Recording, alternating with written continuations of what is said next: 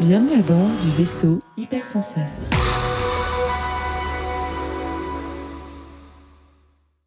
Bonjour et bienvenue dans le Défaussé, votre émission hebdomadaire sur les jeux de société.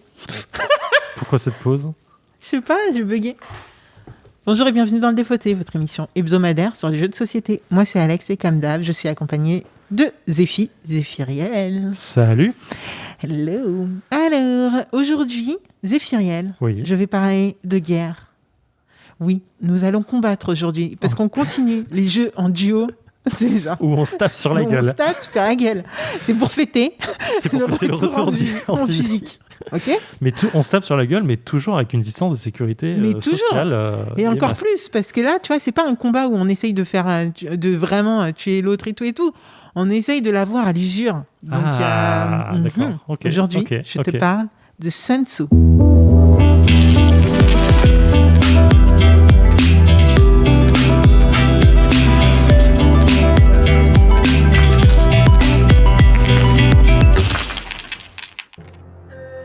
Alors, comme je le disais, bienvenue dans le Défaussé. Le Défaussé, c'est quoi ? C'est une émission hebdomadaire d'une vingtaine de minutes et surtout en 3 parties. Alors, aujourd'hui particulièrement, je vais vous parler de Sun Tzu. Dans une première partie, je vous ai expliqué les mécaniques de jeu, comment j'ai connu le jeu et les grandes lignes de thématique et compagnie. Ensuite, avec Zéphiriel, on va y jouer, on va se foutre sur la gueule. Et ensuite, on revient pour un débrief et Zéphiriel nous dira ce qu'il a pensé du jeu, tout simplement. Alors, qu'est-ce que Sun Tzu ? C'est un jeu pour le coup de... Alors, non, on recommence cette phrase. C'est un jeu de Alan M. Newman, illustré par Roland Barthélémy, édité par Matago 2 fois. Il a été édité une première fois en 2010, puis en 2014. J'avoue que je ne sais pas si en 2010 c'était déjà Matago ou pas. C'est un jeu qui se joue à 2 pour le coup, et donc pour 10 ans et plus, d'une 30aine de minutes, et qui coûte à peu près 26 €. Alors, c'est un jeu qui prend place, on va dire, dans les années moins 500 avant Jésus-Christ. Et c'est une guerre qui opposa le royaume de Shu et son roi Shao au royaume de Wu et son général Sun Tzu. Et si ce nom vous dit Sun, je sais pas pourquoi je dis Sun, c'est Sun Tzu. Et si ce nom vous dit quelque chose, c'est tout simplement parce que c'est l'auteur de l'art de la guerre, que personnellement je n'ai jamais lu, mais en tout cas j'en ai entendu parler comme je pense beaucoup de gens sur Terre. Je pense que beaucoup le connaissent au moins de nom. Pour préparer l'émission, bien entendu, je me suis un petit peu imprégnée, vous connaissez, Rapa Nui, tout ça. Et du coup, si j'ai bien compris, son but à lui, c'était de faire la guerre, mais à moindre coût, donc coût humain et coût matériel. Et donc pour ça, en fait, il essayait d'avoir ses adversaires à l'usure. Et donc cette guerre, c'est un petit peu le symbole de ça. Donc voilà. C'est pour un petit peu de thématique. J'ai découvert ce jeu au bar à jeux Le Loufoque, où j'avais fait une réunion avec Sam, notre 3e co-présentateur. C'était une réunion sur le design du Défaussé, un truc qui n'a rien à voir. Et bien entendu, on n'a pas pu s'empêcher de jouer. Et quand les présentateurs du Loufoque sont passés, ils nous ont dit « Vous voulez faire un petit jeu à 2 ?» Ok, ouais, on fait ça. Et du coup, ils nous ont sorti Sun Tzu. Et bien que clairement, ce ne soit pas mon type de jeu, parce que je suis assez nulle à ce type de jeu de réflexion, stratégie, mine de rien, j'ai quand même pensé que c'était un jeu assez intéressant pour en tout cas être montré à Monsieur Zéphiriel et il me dira ce qu'il en pense. Alors, qu'est-ce que c'est ? C'est un jeu qui va se jouer en 9 manches maximum. Devant nous, on a un plateau qui représente différentes... c'est un plateau très sobre, on va le dire, qui représente différents territoires. Il y en a en tout 5. Donc Wushu, Qin, Jinyan et Anki. On va se battre pour avoir ces différents territoires en 9 manches maximum. Donc chaque manche, on va devoir essayer de conquérir un territoire via des cartes qu'on a qui vont de 1 à 6 pour les cartes actions. Et on a des cartes un peu spéciales qu'on va pouvoir jouer aussi. Et donc, chaque tour, ça va être quoi ? On va mettre chacun des cartes face cachée sur les différentes régions, ce qui va indiquer combien d'armées on est disposé à mettre en jeu. quand on va révéler pour chaque région, chacun, on va révéler par exemple, pour le territoire de Chou, on va révéler une carte. Si tu as 1 et que j'ai 4, on a une différence de 3 et on va agir de 3. Ce qui veut dire que première manche, clairement, je vais mettre 3 armées sur le territoire de je sais plus ce que j'avais. Chou. Okay. Par contre, bien entendu, cette différence peut agir différemment s'il y a déjà des armées sur le territoire. Si tu avais déjà 3 armées sur ce territoire, je t'enlève 3. La différence étant de 3 et en gagner 3, je t'enlève 3 armées. Si j'avais gagné 4, je t'enlève 3 armées et j'en mets une à moi sur le territoire. Donc voilà, on va jouer comme ça pendant plusieurs manches, 9 manches maximum, avec des petites cartes spéciales. Donc il y en a une par exemple, c'est la peste et ça te permet d'enlever la moitié des armées qui sont sur un territoire. Il y en a qui vont te permettre de faire de jouer à forcément 2 de plus que ce que l'autre a joué, etc. D'accord. Ces cartes spéciales sont à chaque fois défaussées définitivement. On ne reprend en main que les cartes actions. La carte 6 étant une carte assez particulière dans le sens où on ne peut la jouer qu'une fois par territoire. Donc voilà, il y a des petites spécificités. Et toutes les 3 manches, ce qui va se passer, c'est que toutes les 3 manches, on va regarder qui a le contrôle de quel territoire et on va marquer des points qui sont associés à ces territoires.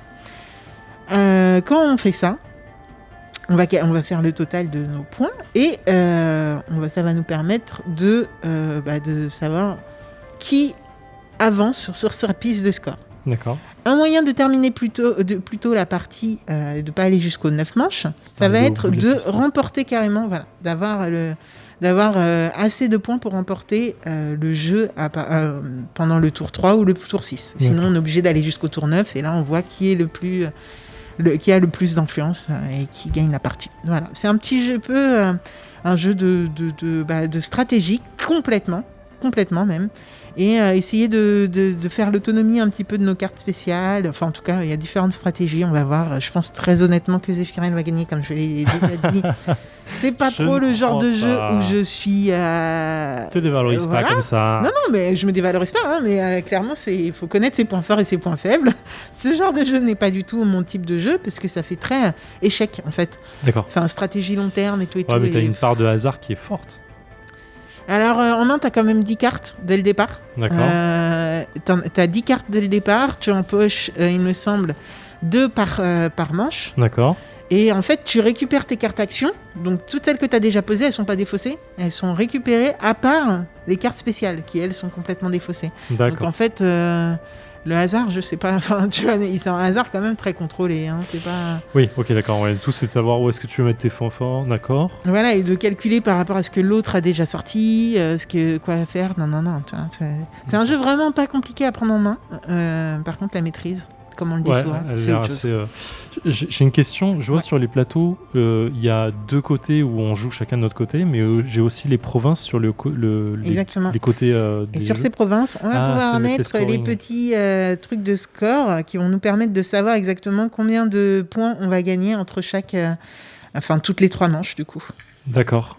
Comment ça se lit ces trucs de scoring? Parce que j'ai l'impression que c'est pas pratique. Très bonne question. Nous avons des chiffres de 1 à 5, il me semble, au maximum. Ouais. Et en fait, la première manche se fait avec la partie la plus claire. Deuxième manche, on fonce un petit peu. Et troisième manche, on... D'accord, mais 2, 5... Enfin, c'est... Alors en fait, on va marquer les points. Sur chaque truc, il y a 3 scores. Exactement. Ah oui, d'accord. Et en fait, tu vas scorer par rapport à là où on se trouve dans la manche. Donc la troisième manche, tu scores sur la partie la plus claire. Ça, clairement, je pense pas qu'on va le mettre parce que les auditeurs, ils vont peut-être pas tout comprendre. Ah, ok, en gros, on a un triangle. Ouais.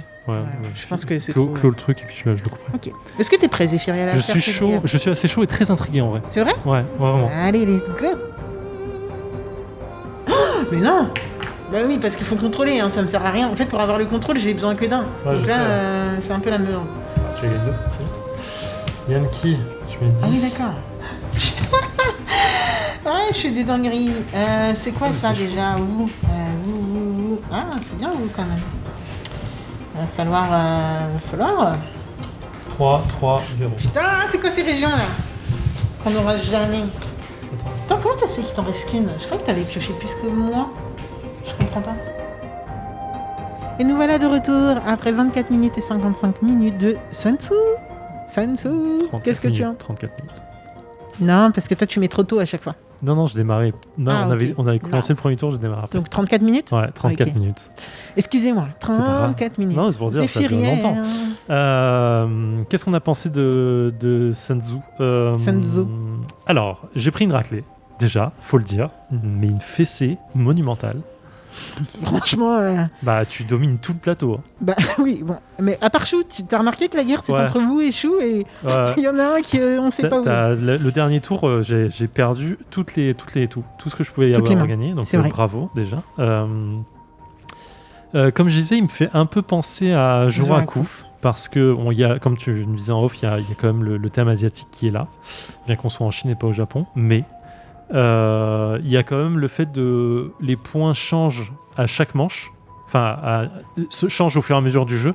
Donc tu vas pas marquer des points, tu vas marquer moins de points là où au début du tour, en fin de jeu, là où tu as commencé le jeu avec beaucoup de points dans une région. Ou alors tu finis exactement au même. Ouais, ou tu finis au même. Mais en fait, les quoi. points varient, donc il faut quand même déplacer ses armées correctement. Donc ça me fait penser à Joraku pour ça, parce que tu avais aussi une notion de mouvement d'armée qu'il fallait gérer correctement. T'as aussi la bataille avec les cartes qui me fait vachement penser à ça. Ouais, parce que est-ce qu'on peut dire que c'est un jeu de prix? Non. C'est pas un jeu de pli, mais t'as un jeu de bataille. Dans le Ouais, sens, c'est une c'est bataille, celui quoi. qui est le plus fort qui gagne, quoi. Donc c'est un peu un jeu de pli sans que le pli ait une importance en soi, mais la carte joue.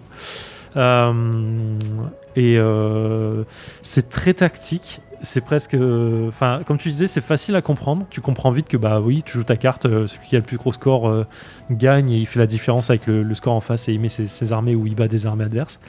Mais putain, la maîtrise, elle est dure. Elle est difficile. Ok. Parce que vraiment, faut compter les cartes de l'autre. Si tu fais une erreur, ça peut se révéler fatal. Tu vois, là, tu t'as fait une erreur sur moi, sur une des cartes que tu pensais que j'avais un plus 2 ou plus 3 entre les mains. Tu vois, ça a pas changé grand-chose, mais ça aurait pu être une erreur. Ça aurait pu être... bah oui, moi j'étais persuadé qu'il te restait des atouts. Et effectivement, moi j'avais zappé qu'il te restait le 10 en main. Enfin, tu vois, t'as vraiment des trucs, il faut faire attention à ce que fait l'adversaire et faire attention à toi. Et ça, c'est difficile. En plus, c'est un jeu quasi symétrique. Ouais. Très peu de choses près, c'est un jeu vraiment symétrique, donc tu peux savoir, tu sais exactement ce que l'autre a. Ouais, clairement. Et j'aime bien, ce qui peut sortir. j'aime bien ça. Et juste à une petite asymétrie sur la carte du début tu pioches ton point fort, ton atout en fait, grosso modo. Moi, j'avais un truc qui protégeait une fois contre la peste. Putain, j'étais dégoûté quand tu l'as sorti. ça change pas mal de choses, mais putain, ouais, c'est chaud. Donc très bon jeu, vraiment. Le fond du jeu est excellent. Ça me donne très envie d'y rejouer. En fait, c'est un concentré tactique sur un petit temps et un petit plateau, donc c'est super intéressant. Ça veut dire que ton cerveau il fume pendant quelques minutes. En fait, ça me fait vraiment penser à des gros jeux tactiques de placement de guerre où j'ai pas de nom en tête, je veux dire une connerie. Le jeu que Loufoque nous avait présenté sur la guerre froide. Twilight Struggle, ouais. C'est tactique dans ce sens-là. Ouais, c'est petit. Très... mais c'est pas une notion de guerre dans ce sens-là. Mais effectivement, je vois ce que tu veux dire complètement. Donc j'adore vraiment. Je trouve que la boîte est presque trop grande par rapport au jeu. Je suis déçu. Enfin, j'aurais voulu que la boîte soit encore plus petite pour dire, c'est un concentré, mon gars. Mais voilà. Par contre, alors attention. Je vais pas finir là-dessus parce que je dirai encore du bien après, mais Matago, je suis désolé, le matos est vraiment pas bien. Il est vraiment pas bien. Non, j'avoue.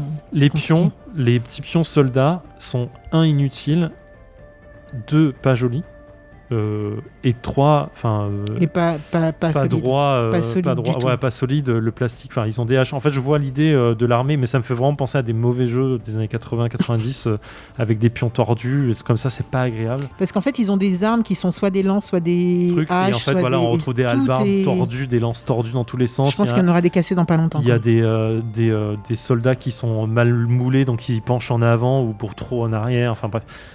Matos là-dessus pas bien, et le scoring, en fait il y a des espèces de... Il y a de l'idée. Alors voilà, il y a des parchemins, je veux dire des triangles de scoring qu'on retourne d'une face d'un acte à l'autre. Il y a des 3 actes, donc à chaque pour acte, savoir exactement combien de points combien ça vaut de points dans la région qui précise le truc. Mais putain, le montage du truc, c'est l'enfer. Insupportable. C'est vraiment l'enfer. Les petits triangles qu'il faut placer en bout de truc, vous verrez sur les photos, vraiment, non, c'est nul. C'est nul complet. Bon, là, je suis désolé, mais On a passé 10 minutes au début de la partie à les monter. Parce qu'en plus, c'est stressant, on a envie qu'ils soient montés, quoi. Bah, en vrai, si tu les as pas montés, c'est gênant, quoi. Tu vois, là, j'en enlève.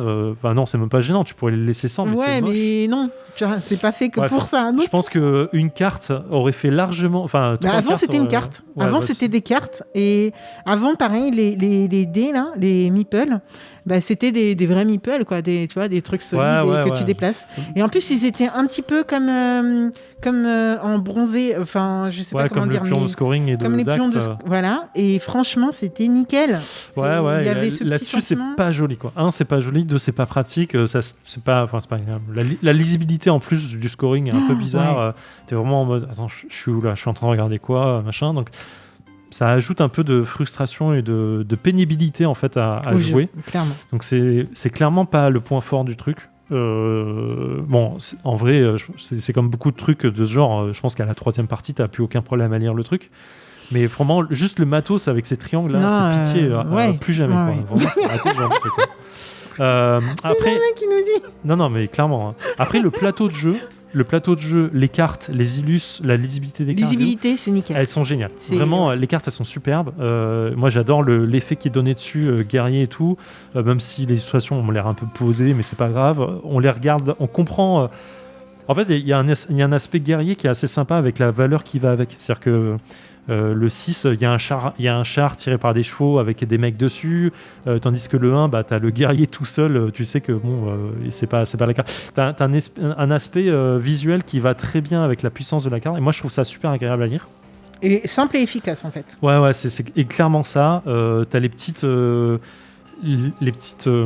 phrases d'ambiance qui sont sur chaque carte, qui je pense viennent du coup du livre de Sun Tzu. Et c'est agréable en fait à vraiment. Non, ça c'est super, c'est posé et tout. Le plateau il est propre, il est joli. Voilà, juste pion, enfin les meeples et le scoring, c'est non. Enfin, c'est même pas le scoring. Les trucs qui montrent le score des régions en fait c'est non. Les deux ça c'est vraiment non. Mais le reste c'est super. Le reste c'est super. Vraiment c'est cool. Pour tout là c'est vraiment bien géré. Mais voilà. Combien 26 balles tu m'as dit? 25, 26, 60 comme ça. Ouais, ça vaut ça, c'est pas cher et je pense que tu as une rejouabilité monstre en vrai.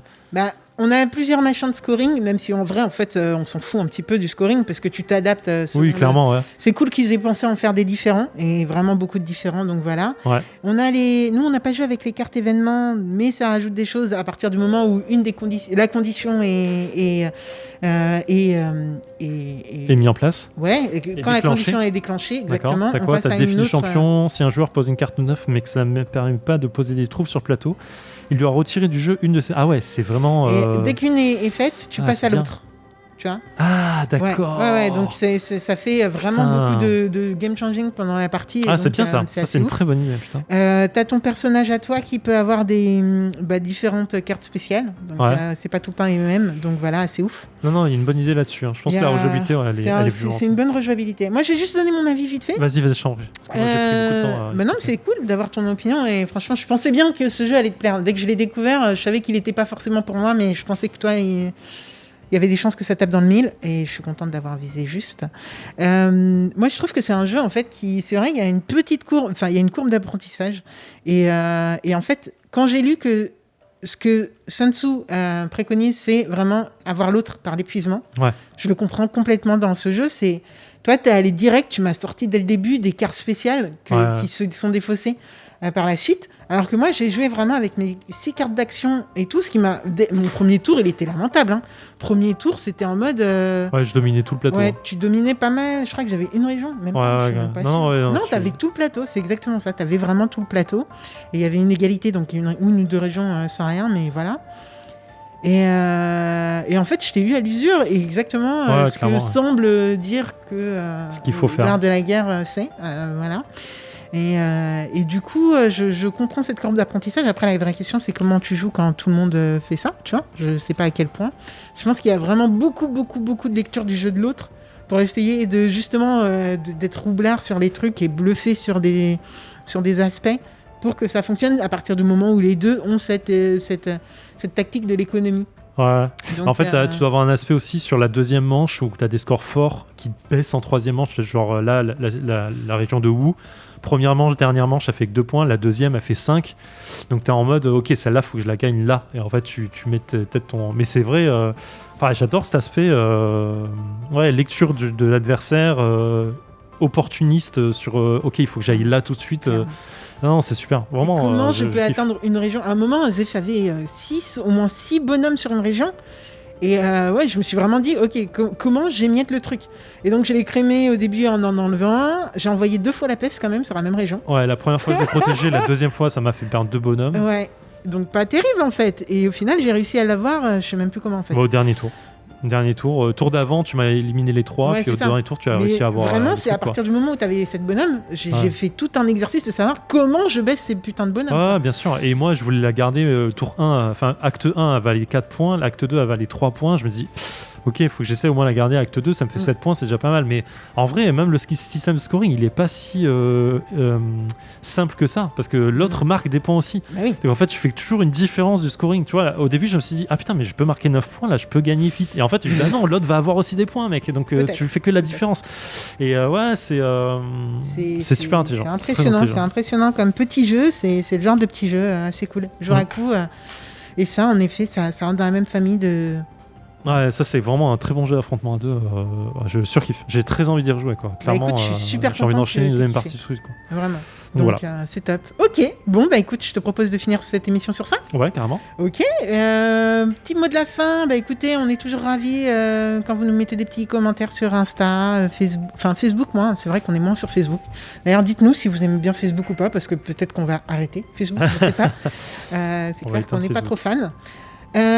Discord, on est toujours très très heureux de notre petite commu. Oh oui, vous êtes adorable, on vous aime. Bah ouais, grave, et ça fait toujours plaisir. Et en plus, on a repris la main sur Théo Rivière, sur notre propre C'est chaîne. vrai, on a réussi.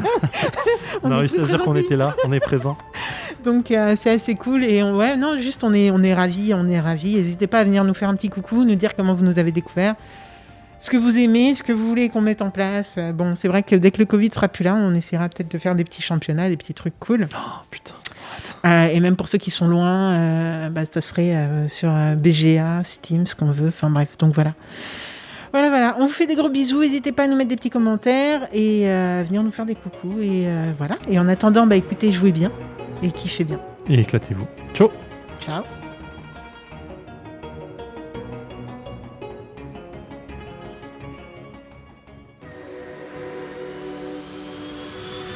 Fin de transmission.